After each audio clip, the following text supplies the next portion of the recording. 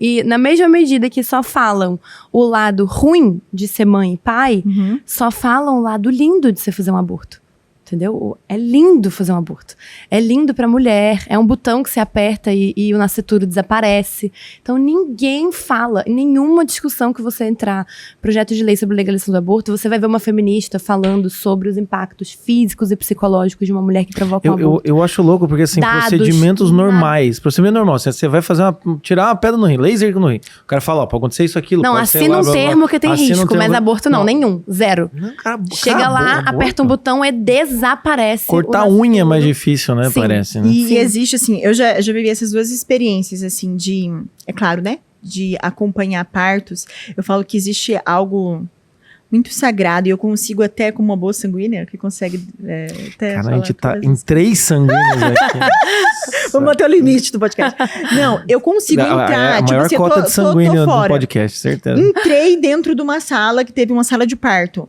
Eu consigo sentir o calor e o cheiro daquele ambiente totalmente de vida. Então, é um ambiente quente, é um ambiente que tem cheiro de líquido amniótico, mas é um cheiro de vida, sabe? Eu consigo até falar as cores que tem isso.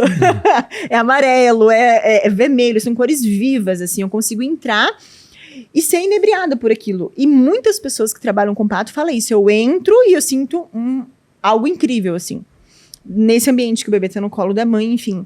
E eu lembro uma vez que me marcou muito, porque eu trabalhei numa maternidade pública que é referência, né, de vítima de violência, enfim. Então, nessa maternidade existem alguns abortos provocados. Então, eu passei por um processo de acompanhar. Então, assim, além dos abortos ocultos, de ter que pegar DIU, de forçarem, você tem que fazer uma formação para colocar DIU, ou você tem que orientar anticoncepcional, já aconteceu também você tem que pegar medicação para fazer o aborto. E eu nunca fiz isso, né? Porque eu já sabia que não poderia fazer. Meu Deus. Então eu nunca fui aquela pessoa, aquela enfermeira que pegou, que falou para tomar, por aquela questão de objeção de consciência. Mas eu lembro muito bem uma vez que eu fui fazer aquela visita que a enfermeira passa nos quartos, depois que uma menina já tinha feito aborto. Nossa.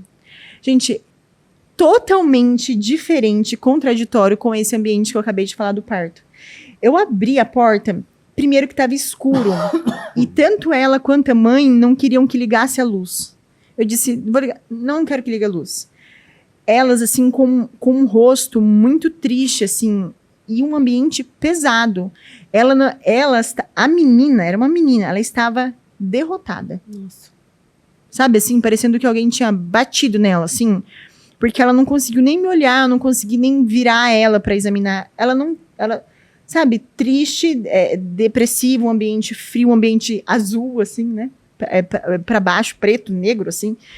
Então, eu lembro que há essa grande diferença, assim, dessa vida que nós acolhemos e dessa vida que a gente joga fora, despreza, né?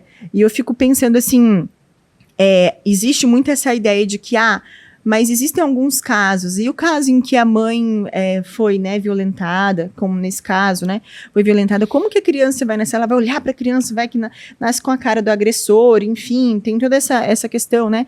Ou, por exemplo, em casos em que a criança, eles falam síndromes incompatíveis com a vida, enfim. Eu fico pensando, será que a gente tem que acabar com uma vida, matar uma vida para resolver um problema? Vamos transpor isso para nós adultos. Vamos supor que eu tô devendo, sei lá, R$500 mil o Jota. Aí eu falo, Jota, não tenho como te pagar. Aí o Jota é uma Jota, tá? Sou agiota. Jota. O que os AJs fazem? Eles vão lá e acabam com a pessoa e matam a pessoa. E quem que apoia isso? Não eu. Não, eu sou do... já tudo bem, né? Ô, Jota, me empresta R$500 mil, já tem.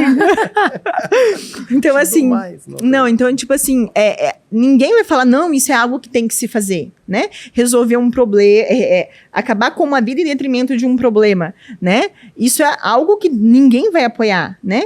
Então, por que a gente faz isso, então, com uma criança? Ainda eu tenho como me defender, tenho como chamar a polícia, enfim. Mas esse nascituro, esse bebezinho que tá dentro da mãe, né? Ele não tem ninguém por si. Então, tentar resolver um problema, né?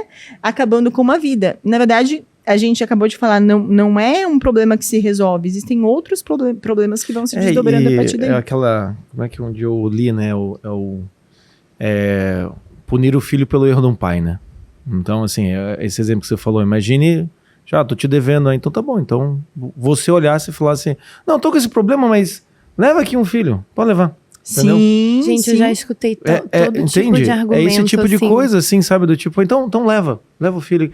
E o que acontece, uma percepção que eu tenho de filhos, desde que nasceu o Joaquim e agora o Inácio, a minha percepção do tempo mudou muito. E eu vejo muito isso em consultório, assim.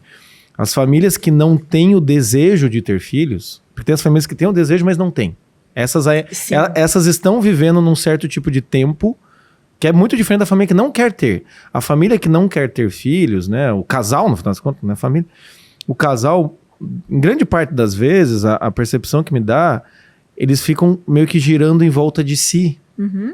Porque as conquistas que eles vão ter, né? Normalmente... são conquistas pessoais, são conquistas financeiras, e aí entra naquela rotina do casal, aquele casamento, a coisa já fica andando. Quando a gente tem filho, a gente vê essa percepção do tempo passando, né? Esse foi o ano que um fez 5, o outro vai fazer 2, o outro... Então, assim, a perspectiva de tempo, eu já não penso mais a minha vida como algo que eu vou fazer nas férias que vem. Eu já penso a minha vida, né? Um dia o Joaquim vai fazer 15, um dia o Inácio vai fazer 30, um dia... Então, assim, a percepção do tempo se alastra, né? E quando você fala da mãe que fez o aborto, assim, já tive também casos de atender, essa percepção do tempo continua dentro da mãe.